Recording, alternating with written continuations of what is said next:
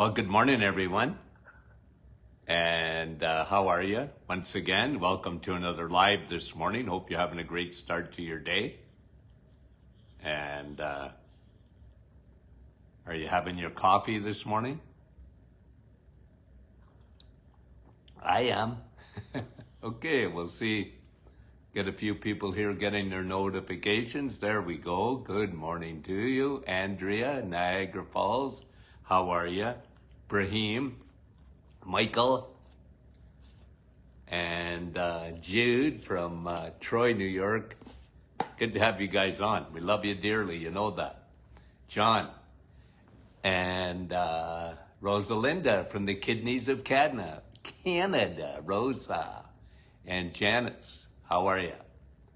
And Lynn from Aurora. Good morning to you. Norma from Texas. Fran from Orangeville, good morning. Kevin, anybody out here in Colorado where I am? Wendy, Markham, Nick from our staff, good morning. And Dave, nice to have you on. Yeah, Brahim says, it's coming, Brahim, it's coming. Maryland, Cheryl, West Virginia, Dave, and Maryland, Kelowna, and Donna, and Marianne, and Elaine. Good to have you guys on. We love you dearly. Keith, how are you, my friend? Bruno, bonjour. Karen, good morning to you. And that's Darlene in Saskatchewan. There's Deb from Timmins, and Donna, Bell Valley, Georgie, Halifax, Nova Scotia, and I missed one there, I couldn't see it, Francis, and Milika, a couple of more guys, and we'll get going, and nice to have you on this morning. And in New Brunswick, how are you? Donna, Darlene, they're going up in the clouds pretty quick, guys, I can't see them all. Joan, and Gary, and Diane. Anyways, guys, I'm always sorry when I miss your name. And Carol's in the Dominican Republic. And Donna, lots of Donnas. And good morning. Okay. Out in Denver, Colorado, guys, and it's good to be with you. We appreciate you more than you know. Okay, let me look at a few studies here that we sort of flagged this week, and we'll comment on them a little bit here. Okay, this is a good idea, by the way. Okay, this study was done and looking at, okay, let me read it to you. More daylight, get out in the sun, not necessarily just for your vitamin D, which of course you'll get, and melatonin, which is stored and produced in your pineal gland, your third eye, okay? Try not to wear sunglasses. I know some people, they can't do that, but most people can, let your eyes get that sunlight, because here's another study, okay? Not only is it good for your sleep, okay? Because you get, when the sun is out, even if it's in the middle of winter and 40 below, okay? You still get melatonin produced by that sunlight, okay? Coming through the eyes. Okay, obviously you're not getting any vitamin D at 40 below, but you're getting melatonin. Isn't that great? Okay, and that, of course, combined with a very, very dark room at night. Very important. Why is that? Because now you're getting melatonin produced even at night. And melatonin, not in a supplement, but by the way God has ordained it, you get a better sleep. Isn't that great? Good news. Here's this other study again on sunlight during the day. So daylight sun, okay, protects your eyes. Listen to this new study.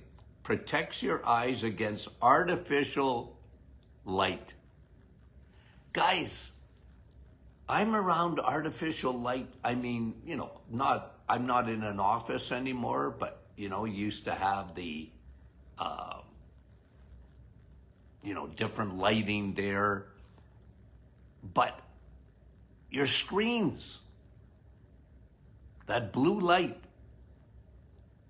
like, I got to be looking at studies all the time. I'm on my iPad or I'm on my phone, and there's artificial light that comes from that. Well, now they're showing, I like this, I love this, that if you get in the sun when the sun is out and you get sunlight, you're protecting your eyeballs from artificial light. Isn't that good news, guys? Isn't that wonderful news? Okay, it is. And, I really enjoy that. Okay, let me have a sip of my coffee here. Isn't that good news, guys? So, more daylight sunlight. That's the headline. Protects against artificial light. Protects your eyes, guys. Who knew? That's why a lot of people wear sunglasses, because they think, oh, that sun's damaging my eyes. Not really. Not really. And you've heard it here on this program for many, many years. When I wrote the book, Sun, Steak, Steel, and Sleep, I meant it. Okay. Isn't that a good news? Okay. Now, here's another one on the sun. Vitamin D protects the brain in depression. Okay. And this article went on to say, looking at multitude of studies, okay, mental health,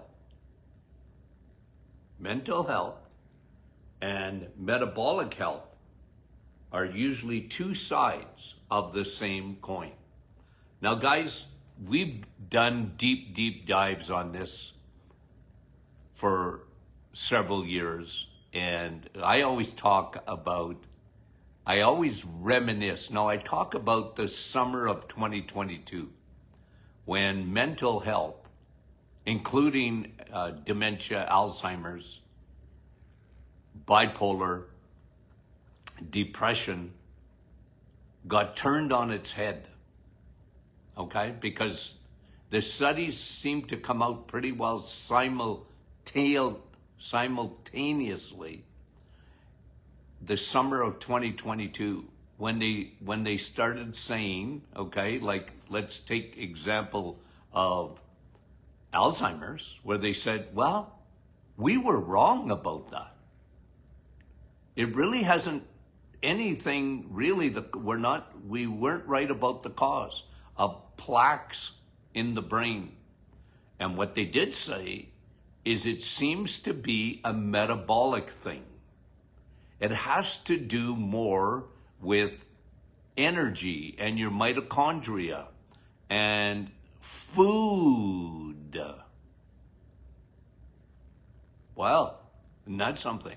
And then bipolar, same thing, more metabolic.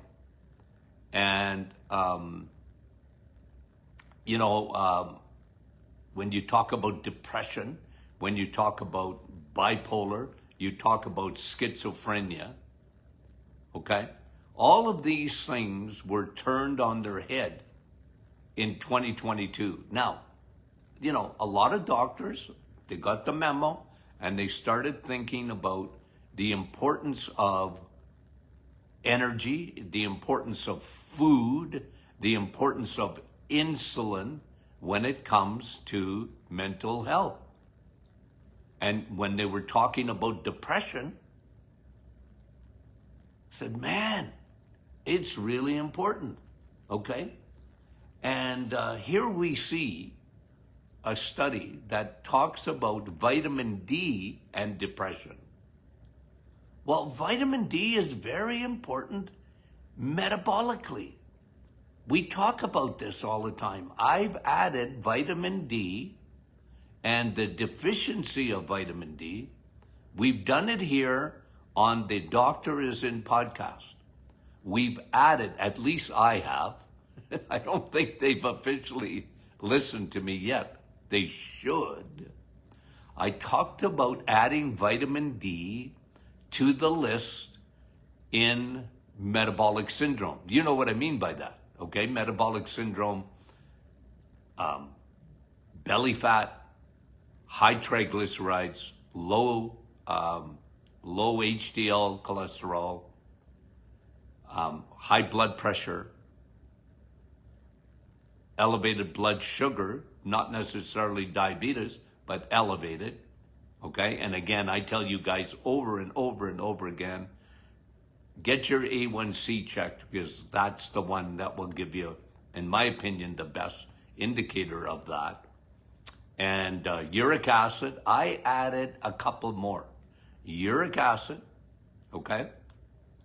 And you know what's it's interesting, a lot of people are adding uric acid to the list of metabolic syndrome. And the other one that I've added, you've heard it here 10,000 times, vitamin D. Vitamin D, the sun. Vitamin D has a huge, huge effect on every... Tony Jr. and I were talking about this to someone here yesterday at this conference, and we were just sort of picking each other's brains. But I said, well, vitamin D, you're a human solar panel. Every cell in your body is looking for vitamin D. Every cell in your body. Your brain cells are looking for vitamin D. The mitochondria, the battery packs within those cells, they don't work properly without the right levels of vitamin D. You see the connection? So vitamin D, I know it's not food, although you can get vitamin D in food in the animal kingdom. In eggs, meat, and cheese, you get some vitamin D. Now, the only problem with eating vitamin D, okay, is you got to eat it every day, okay? And I can't remember which book I originally talked about this, probably Serial Killers, 2 Hormones That Want You Dead. When I wrote that book, I was talking about the Inuit, okay? Previously called the Eskimo in the Arctic. And they've studied their diets, guys, okay? Go back to the turn of the 20th century, and they were studying the Eskimo or the Inuit. And they could not believe how healthy they were. Like, what? They're healthy. Like, what they didn't ever see, really, I guess, on observation, they didn't have heart disease. What? What's heart disease? They don't know what that is. They don't get cancer. They don't know what that is. Now, they die. I used to say they die because the polar bears eat them. But they don't die the way we die of all these chronic illnesses. And one of the biggest things, of course, is their diet. They live on fat. They live on, I don't think they get too many, well, maybe they do get some eggs. But what they live on is blubber, whale liver, and seal. and they eat everything. All the fat, and so they get good doses of vitamin D every day. But one thing about when you consume animal product, you have to have it every day in order to keep your vitamin D levels good. It's the best way to get vitamin D is from the sun. And then if you're not going to see the sun for a bit, which is very common, and I even have my Floridian friends and my Arizonan friends taking vitamin D because when they get their levels checked, they're low. What? How could you be low when you live in Florida? Well, you're not getting enough sun. You stay out of the sun. Now, I'm not saying you guys, because you guys know better than that. But it's the sun paradox, isn't it? Because people are scared of the sun. It's amazing to me when I watch people lather up with sunscreen. If you go to the beach in Florida, they lather up with sunscreen. And then they cover up, and it's all right to get 20 minutes. Would you at least get 20 minutes and get 10,000 IUs before you, and don't put any, don't touch sunscreen with a 100-foot pole at any time. That stuff goes right into your skin. One of the best ways to get anything inside your body is put it on your skin. Don't use sunscreen. Cover up once you get your 10,000 IUs in 20 minutes. And you're getting melatonin. Your pineal gland, it's storing it. Anyway, back to this study, okay? And metabolic health. So we know what that is, guys. The way your body uses energy. The way your body uses food. How your brain uses that energy. How your brain uses that food, okay? And that's why you always look for metabolic syndrome, and 93% of the population suffers from metabolic syndrome, okay? High triglycerides, low HDL, possible elevated blood pressure, possible elevated blood sugar, still normal limits, but elevated. You know, when you're into A1C, 5.6, 5.7, 5.8, and they tell you it's normal, nah, it's part of metabolic syndrome. Belly fat, uric acid, add it to the list. I was right about that. High levels of uric acid is an indication of insulin resistance that affects your liver and affects your kidneys. And add vitamin D to that list of metabolic syndrome. Low levels of vitamin D affect your metabolism. And officially, it should be recognized as such. And if they ever did that and recognized that vitamin D, a deficiency in vitamin D, is part of metabolic syndrome, you know what would happen? They would maybe start testing for it routinely. Because when you talk to most physicians, most, not all, vitamin D, they don't even think of the immune system. I talked to you yesterday about the study in, they looked at all the studies, all the data has come in from the virus, COVID. And I brought that to you yesterday. What was it? 90-something, 98, 99% of these people, 96 to 99, I can't remember, I gotta go look at it. Anyone that went into the hospital with the virus, when they tested their vitamin D, they were all low. It's part of metabolic syndrome. It's, It's part of your immune system. It's the way, it's part, every cell in your body. So now back to the headline, okay? After all that, I want to bring you back to mental health. And the more now they're looking at the root causes of mental problems, including depression, including Alzheimer's and dementia, including bipolar, including schizophrenia.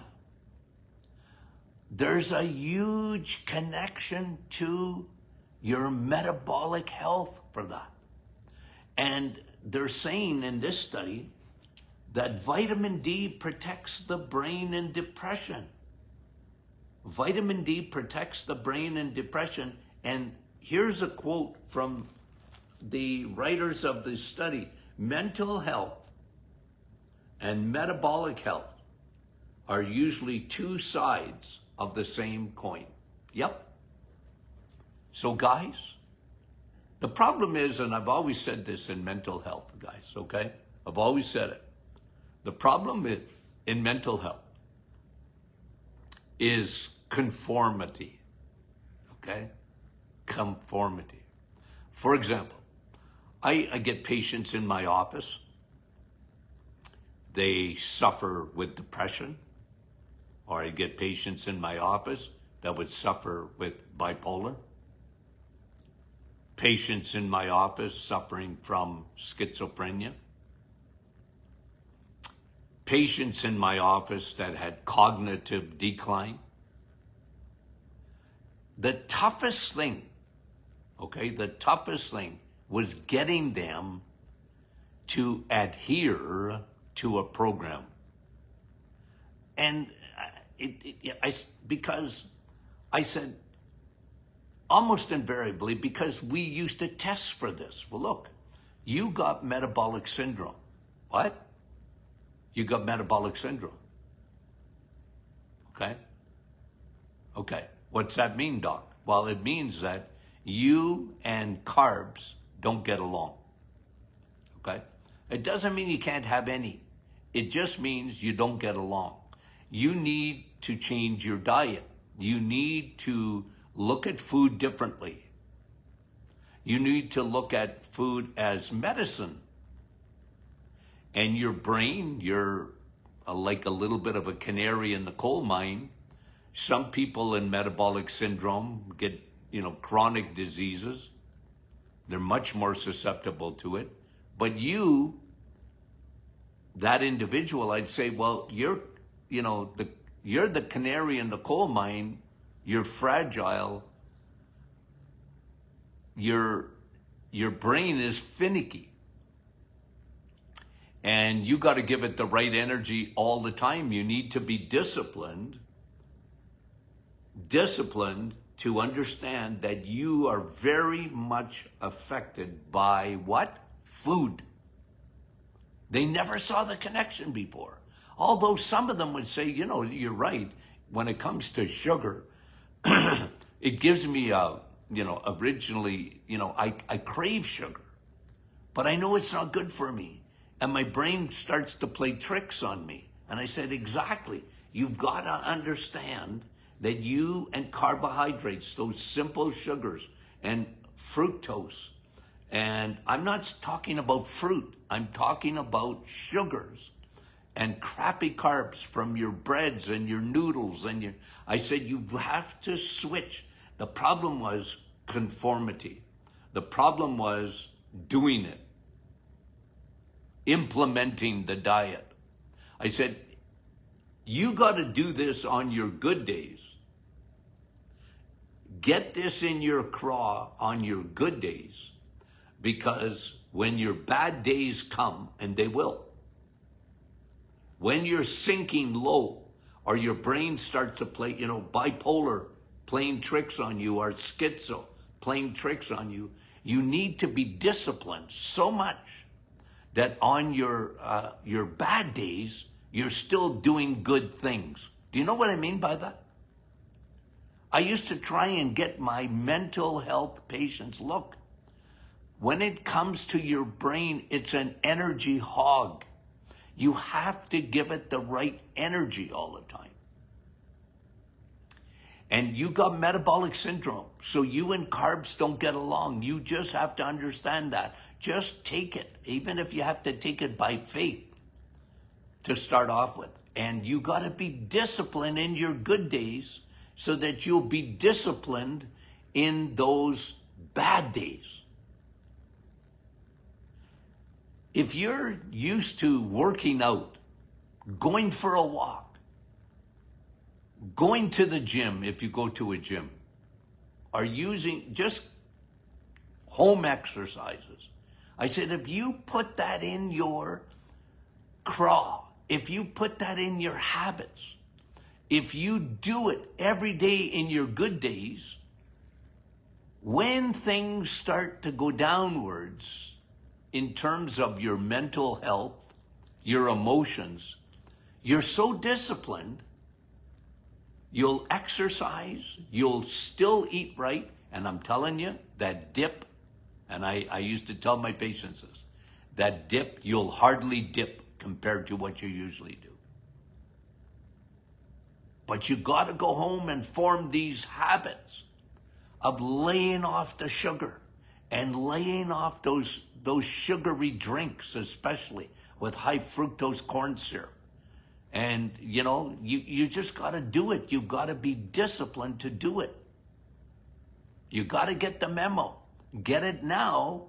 And I'm telling you, you're going to go through this and you'll see you're not going to get near the dips you used to do. And take vitamin D. I used to give them 8,000, 10,000 IUs of vitamin D, sometimes 20, 30,000 if they were really low for a month, and then get them their levels up. I give them B12. I said, you got to, the rest of your life, you got to take B12. B12 and depression. B12 and cognitive. B12 and your memory. And lay off the sugars. And exercise. Go for a walk, even when you don't feel like it. Don't run on feelings with any kind of mental health issue. You've got to ingrain it so much, it's such a part of you. Because what happens in depression? I'm eating junk again. I can't get myself going. I don't want to go to the gym. I don't want to work out. They should. I don't even want to take my vitamin D. They should. I don't feel like taking my B12. I'm discouraged. And guys, it's real. I understand that.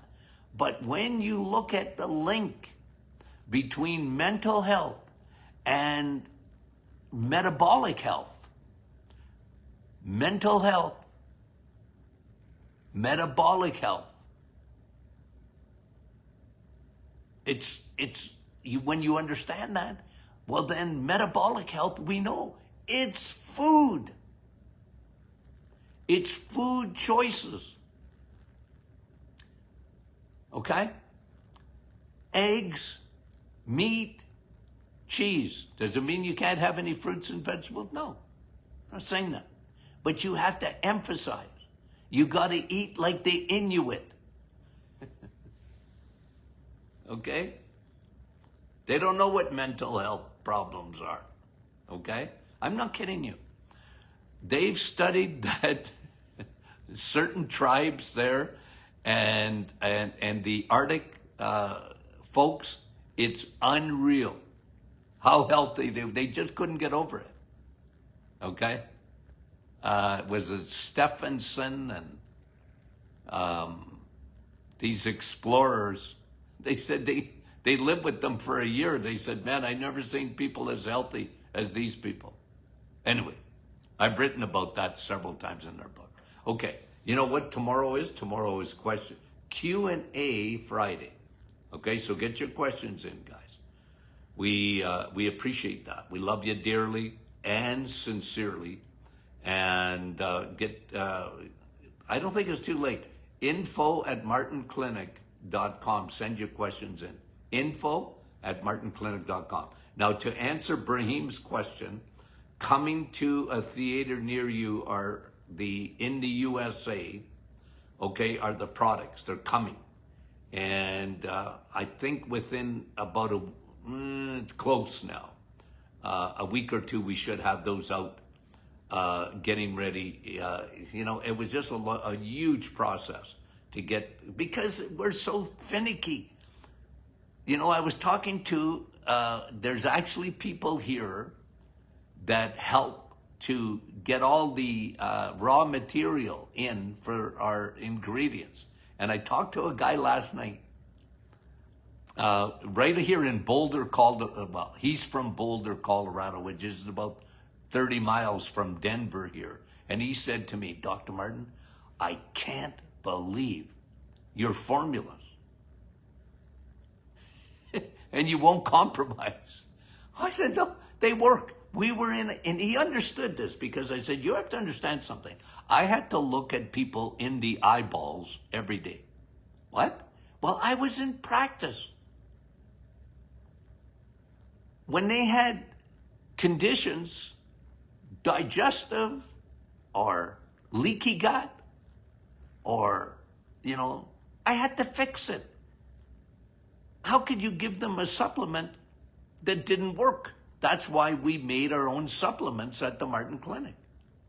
Because if they don't work, well, what kind of a doctor would I be? So that's, it's a pain. It's a pain, but I'm sorry. Here's the formula. I give you an example, the cortisol formula, okay? And I get a migraine when I think about dealing with Health Canada. FDA hasn't been near as tough. But Health Canada, we want them, even on our label, because they just don't know what they're talking about. It just drives me crazy. But we won't change it. Nope. We will not change our formula. I'm sorry. They work. That's why we use them. Okay? And I'll put up our probiotic or whatever, our cortisol against anyone, because of the clinical experience of, like I said, in practice almost 50 years. Okay, guys. Anyway, that was for you, Brahim, and all our American listeners. They're coming. Okay? We got good news coming very, very shortly. Okay. Love you guys. Talk to you soon.